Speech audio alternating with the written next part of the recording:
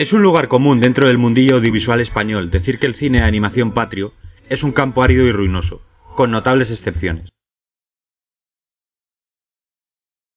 Cada cierto tiempo, una productora decide apostar una cantidad infame de dinero en una superproducción que huele, sabe y se siente como una... En 2003 le tocó a Filmax y al Cid, La Leyenda. Joder, aquel año ganó el cine.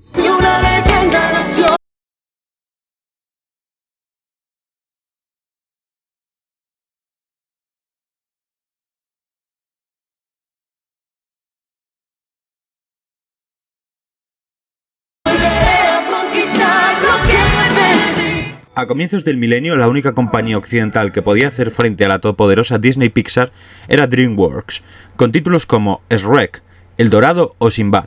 La influencia de DreamWorks es más que evidente en el estilo de una película que empieza contándonos que los musulmanes de Al-Ándalus eran el ejército de Sauron. Muy pronto invadiré el resto de la península y entonces todos los reyesuelos tendrán que arrodillarse ante mí y morirán.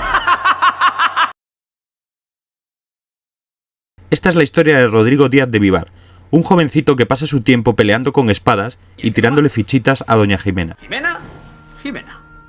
¿Eh? ¿Dijiste Jimena? ¿La has llamado por mi nombre? Es que te has vuelto loco. ¿Pero cómo se te pudo ocurrir eso? Creí que te gustaría. ¿Sabes? Llamándola ¿Qué? así, pensaré en ti cada vez que la monte.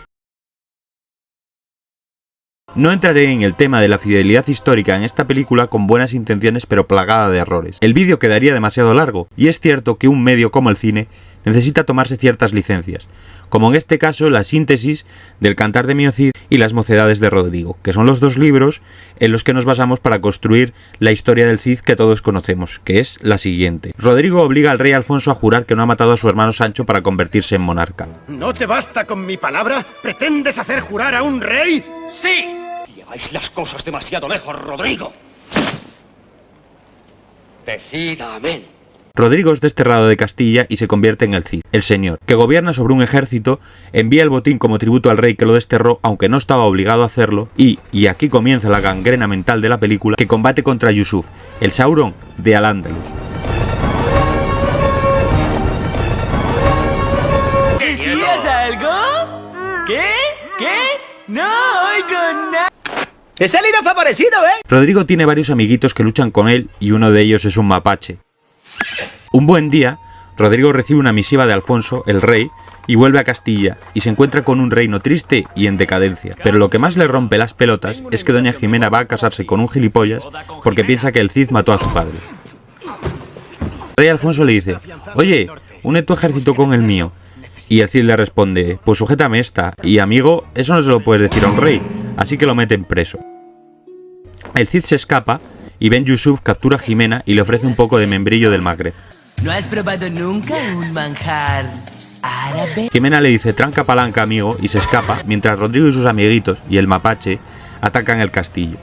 Es la hora del combate final, y como diría Jorge, te lo resumo así nomás, el final, como es final, es ultraviolento.